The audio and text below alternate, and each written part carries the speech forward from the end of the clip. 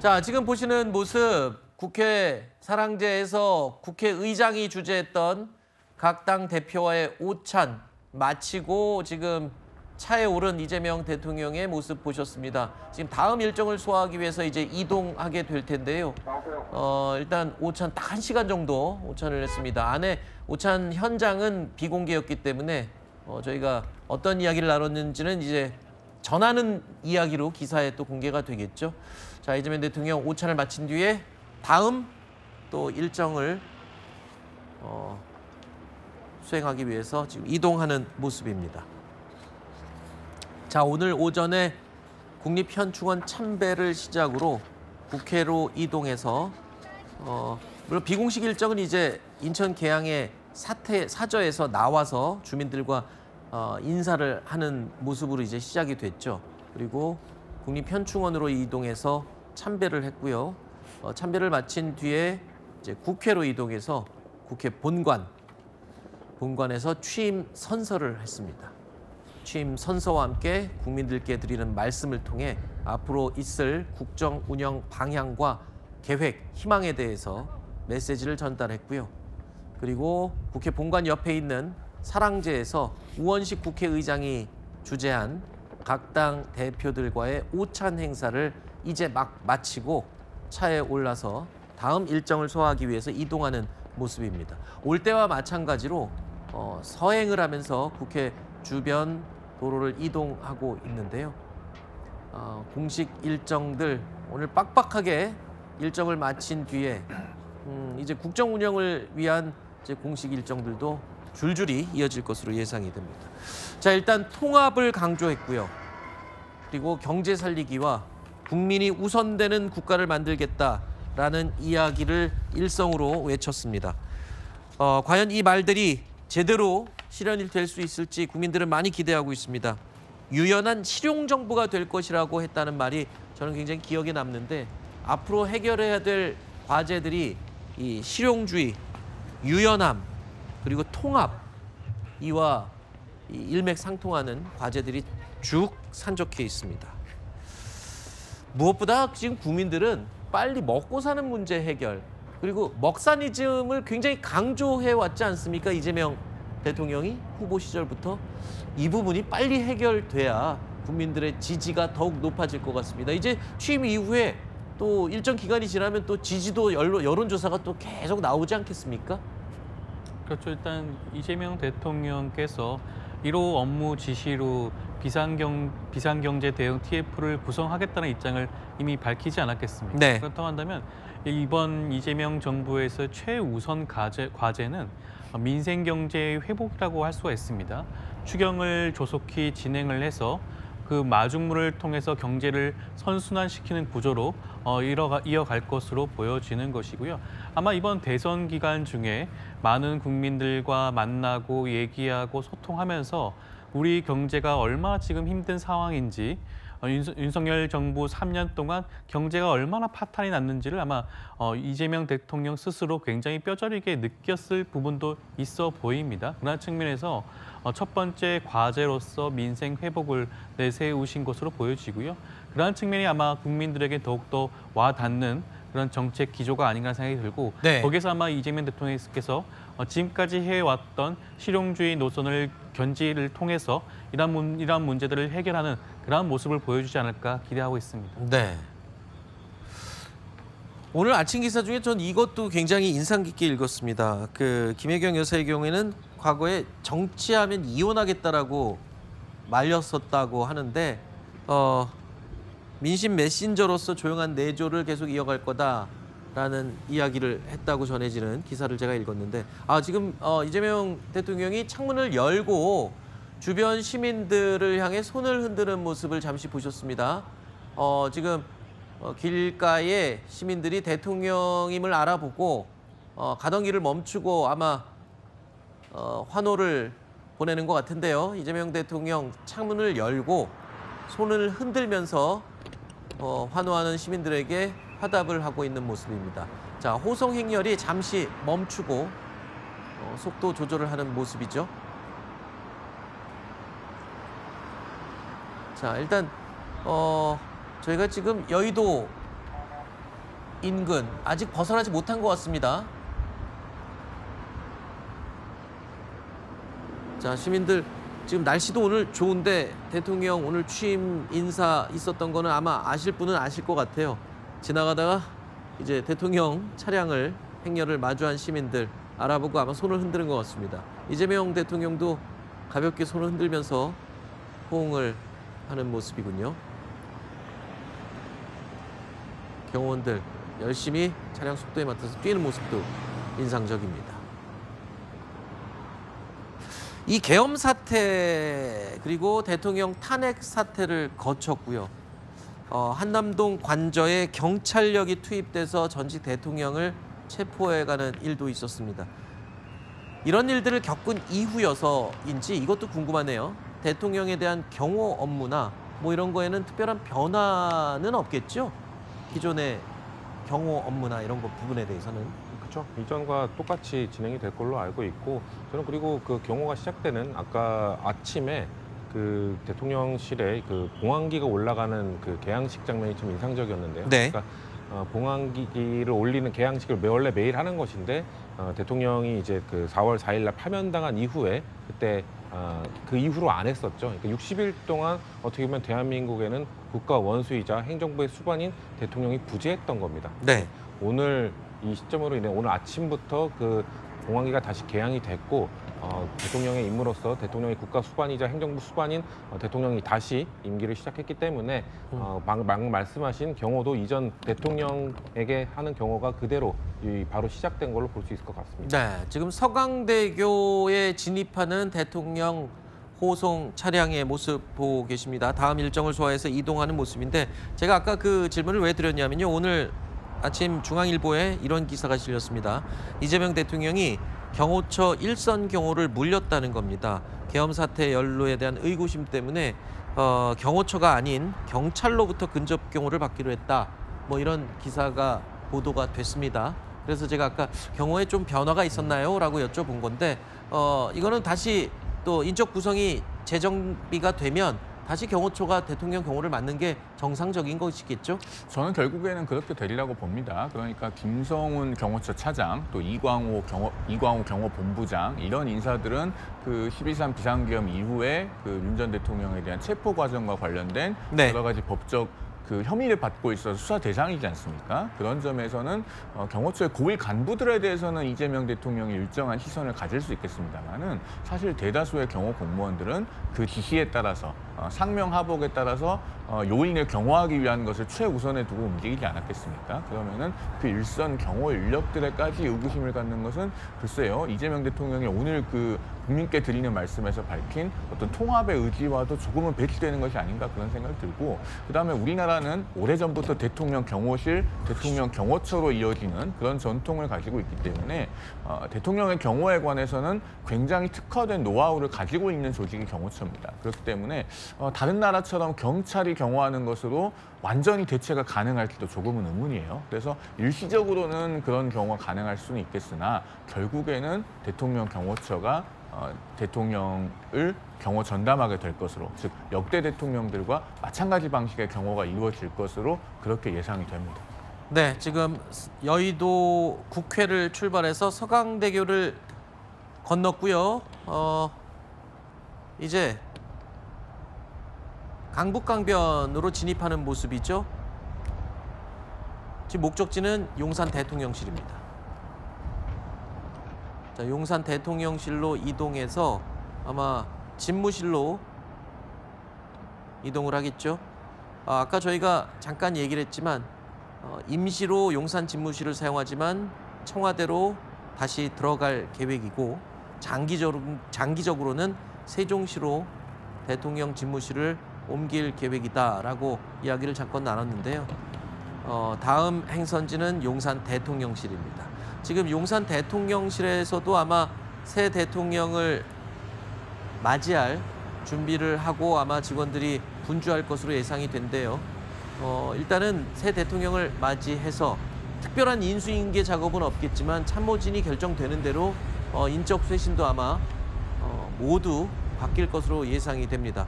일단 차량을 통제하고 용산 대통령실로 이동하는 대통령 호송 행렬 보고 계십니다. 날씨가 무척 좋네요, 오늘.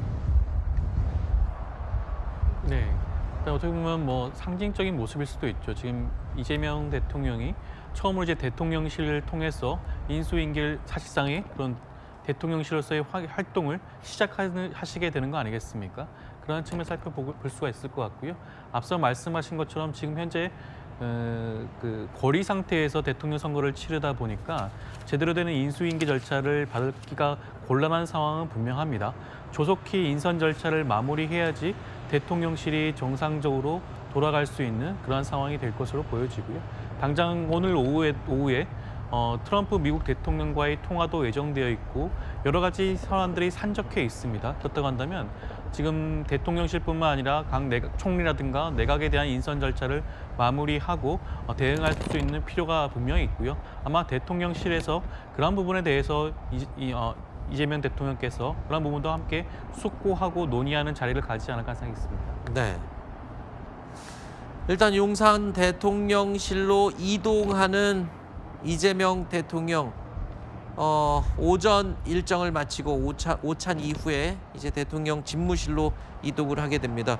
대통령 집무 일단 공식 임명이 된 거기 때문에 대통령실에 들어가서 급한 업무는 이제 진행이 된다고 봐도 되는 거죠? 예, 바로 진행을 하실 걸로 예상이 되고요. 일단 저는 인사 조치가 좀 있지 않을까라고 예상을 해봅니다. 네. 그러니까 당시 그 인수위 없이 진행이 됐던 문재인 정부 때도 떠올려 보면 문재인 대통령이 임기를 시작한 그 첫날 국무총리와 비서실장을 비롯한 여러 명에 대한 인사 조치를 취했었거든요. 아무래도 인수위가 없기 때문에 빠르게 업무에 착수할 수 있기 위해서는 기본적으로 그 바로 임명해야 되는 그 인사들이 있습니다. 자리들이 있기 때문에 아마도 대통령실로 가신 이후에 오늘 내로 아마 지금 이미 뭐 하마평이나 뭐 내정설 이런 것들이 나오고 있습니다만 대통령이 공식 결재를 하고 공식 발표를 할 때까지는 어디까지나 뭐 내정이고 언론 보도에 의한 것이기 때문에 그런 것들을 일단 진행을 함으로써 착착 그 국정 운영들이 바로 착수되고 진행될 수 있도록 그런 업무들을 바로 수행하실 걸로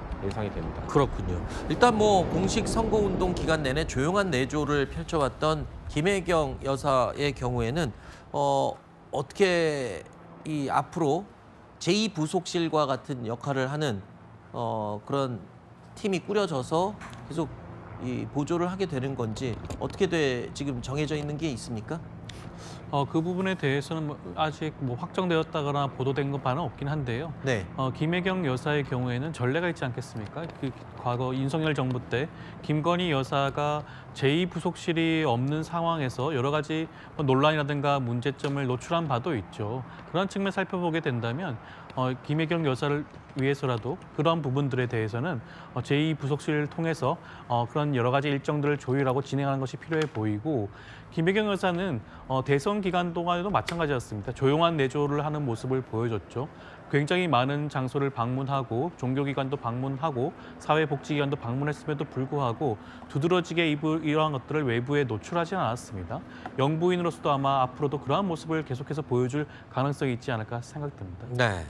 김혜경 여사와 관련해서는 네. 당장 뭐 외부 활동을 하지는 않을 것 같다라고 개인적으로 그래요? 생각을 합니다. 왜냐하면 공직선거법 사건으로서 지금 대법원에 상고를 해놓은 상황이거든요. 네. 근데 이게 아직 선고기일이 지정이 되지 않은 상황인데 만약에 대외적인 활동을 하게 된다면 대법원 판결이 난 이후에 시작하게 되지 않을까라는 아하. 생각이 드는 부분들이 있고 그리고 뭐 법인카드 유용 의혹과 관련해서도 검찰에서는 여기에 대해 이재명 대통령에 대해서 기소를 하고 김혜경 여사 같은 경우는 기소하지 않고 기소유예 처분으로 마무리를 했었는데 네. 김혜경 여사 측에서는 기소유예가 아니라 무혐의를 받아야 한다, 무죄다라고 지금 주장을 하면서 이 사건도 역시 헌법재판소에 헌법소원을 제기를 해놓은 상황이에요. 그래서 네.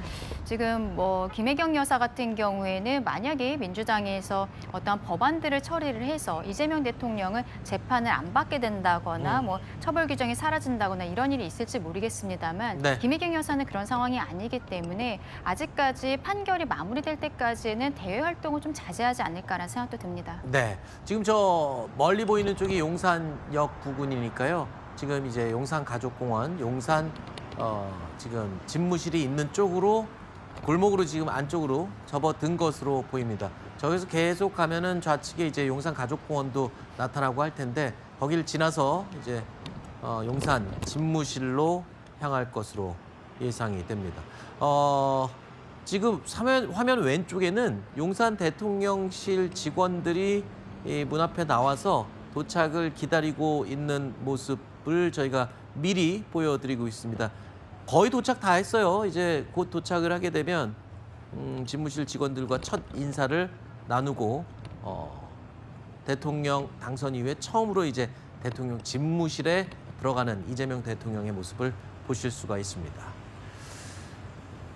자, 일단 아까 김혜경 여사에 대한 이야기 잠시 하다가 말았어요. 근데 이재명 대통령 당선인, 이거 후보 시절에, 대통령이 후보 시절에 그런 얘기를 했어요.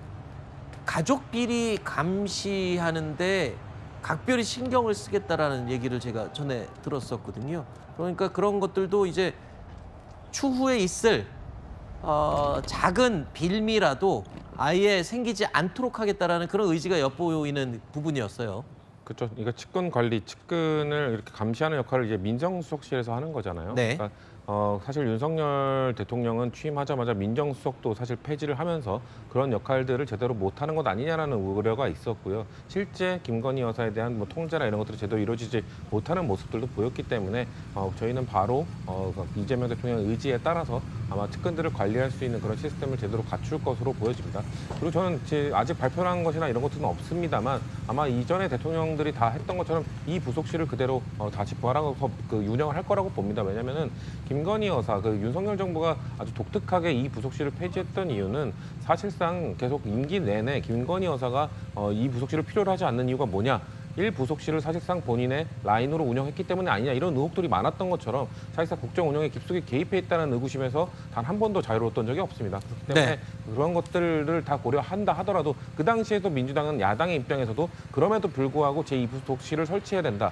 제2부속실을 설치하는 것이 왜냐하면은 그런 문제가 있고 논란이 있는 영부인이라 할지라도 그런 일정들과 업무들이 다 공개되어야 되고 다 기록에 남아야 되기 때문에 그러기 위해서는 담당하는 부서인 제2부속실이 필요하다는 의견을 표명해왔거든요. 네. 저희도 바로 이 부속실을 통해서 김혜경 여사의 일정들을 소화할 거라고 관리할 거라고 보여지고요. 그리고 지금 조용한 행보를 하는 거는 방금 말씀드린 것처럼 지난 2년 반 동안 국민들이 이전 대통령 영부인과는 달리 너무 대통령 영부인이라는 단어를 너무 많이 들었어요. 그러면서 좀 피로감이 있으신 것도 있기 때문에 그런 차원에서 선거 기간이나 아무래도 이번에 당선 이후에도 김혜경 여사는 그런 여론들을 다 종합적으로 고려해서 당분간은 조용한 행보를 하시지 않을까 그렇게 네. 생각합니다. 지금 내각 구성이나 참모진 구성과 관련돼서 이제 언론에 거의 확실시되게 공개된 건 김민석 국무총리 내정 그리고 강훈식 비서실장 내정 요 정도가 지금 확실하게 알려진 부분이고요. 그리고 좀 궁금한 게 이른바 문민 장관이 나오냐 여부도 굉장히 관심사예요. 제가 개인적으로 최근에 내각 구성이라고 하면서 확인되지 않은 문자 메시지가 최근에 많이 돌았던 걸 저도 봤거든요.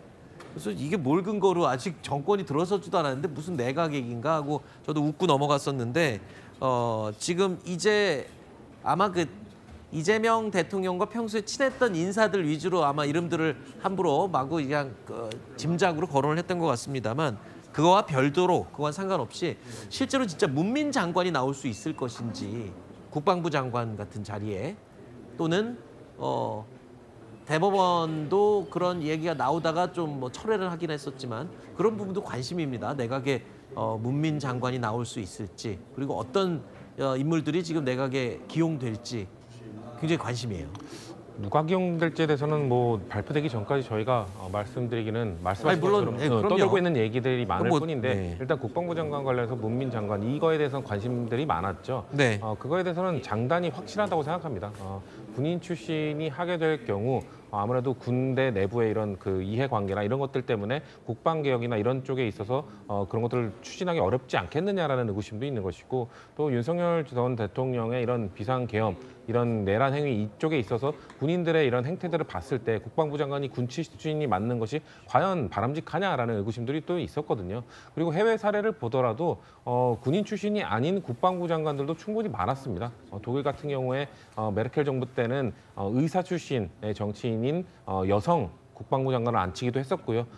이 업무를 이행하는 데 있어서 훌륭하게 잘 이행했다는 평가도 받으면서 그런 평가를 받은 여성 출신의 의사 출신 국방부 장관도 있었다는 말씀을 드리고요. 물론 그런 해외 사례들 모든 것들을 다 우리나라 사례에 적용하기는 어렵겠습니다만 네. 우리가 지금까지 너무 군인 출신의 국방부 장관을 당연시했던 것들 좀 더 열어놓고 충분히 논의해볼 만하다. 그것이 갖는 단점이 있다면 그 단점을 어떻게 보완할 것인지에 대한 논의를 하면 되는 것이지 민간인 출신은 안 된다. 군인 출신 아닌 사람은 절대 안 된다. 이런 식으로 논의를 해서는 깨어있는 좀 창의적인 인사를 할 수 없다라는 말씀을 드리고 싶습니다. 그 부분에 대해서는 저는 좀 의견이 다른 게요. 네. 독일의 사례를 말씀하셨지만 서유럽은 나토가 있기 때문에 독일이 어느 날 갑자기 당장 자기네 영토에서 전면전을 할 일이 있습니까? 그런데 대한민국은 지금 어디까지나 휴전 상태입니다. 북한과 언제라도 전쟁하게 될 가능성, 그 위험성을 안고 있기 때문에 우리나라는 국방과 안보에 관해서는 해보지 않은 종류의 실험을 할 만한 여유가 없다고 봅니다. 그렇기 네. 때문에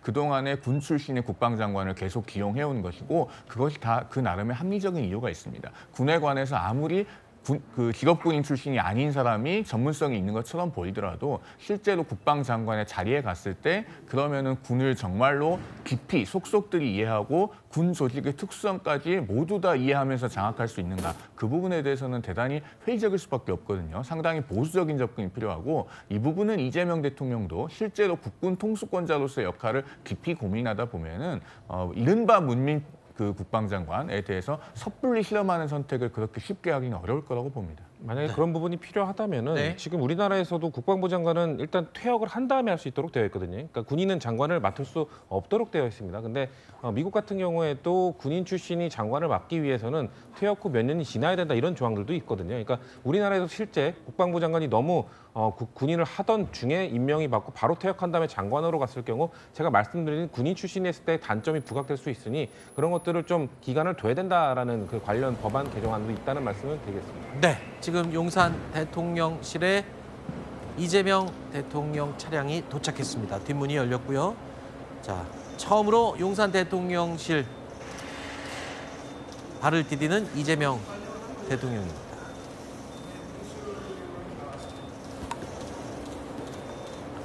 자, 인사를 나온 직원들과 잠시 짧은 대화를 나누면서 귀에 이어폰을 끼고 있었던 것 같습니다.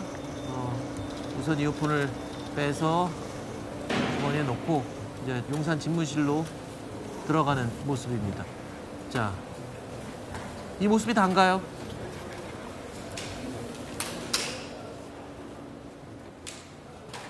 네, 저희 언론이 이 접근할 수 있는 카메라 각도가 딱 저기까지였나 봅니다. 저 각도가 과거에 그 도어스태핑 하던 딱 그 거리와 각도인 것 같은데요. 내부는 이제 보안상 여기까지만 저희가 공개를 해드렸습니다. 꽤 긴 시간 이동을 했고 용산 대통령실에 도착을 해서 저희도 어떤 긴 이야기를 추가로 더 나눌 수 있지 않을까 기대를 했었는데 입구에서 내리자마자 곧장 들어가 버려서 저희가 특별히 인상적인 장면은 볼 수 없었네요. 이재명 대통령께서는 과거에 이미 그런 말씀을 하신 적이 있어요.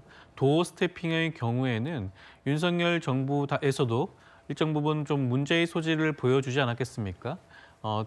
정리되지 않은 그런 발언 때문에 자칫 잘못하면 국정 운영 방향에 대한 오해가 생길 수가 있습니다. 네. 그 측면에서 살펴보게 된다면 추후에도 이런 도어 스태핑 같은 형식보다는 기자회견과 기자 간담회 형식을 굉장히 자주 마련하겠다는 말씀을 하셨기 때문에 아하. 그런 부분 측면에서 살펴보게 된다면 오늘같이 첫 대통령실에 도착을 했더라도 별도의 그런 입장이라든가 별도의 그런 기자와의 그런 대화라든가 질의응답은 없었던 게 아닌가라는 생각이 듭니다. 네, 이재명 대통령이야 온 국민이 알고 있잖아요. 워낙 달변이고 또 순간 대응 능력이 굉장히 좋기 때문에 글쎄요, 도어 스태핑도 한번 생각해 보는 건 어떨까 그런 생각도 드네요.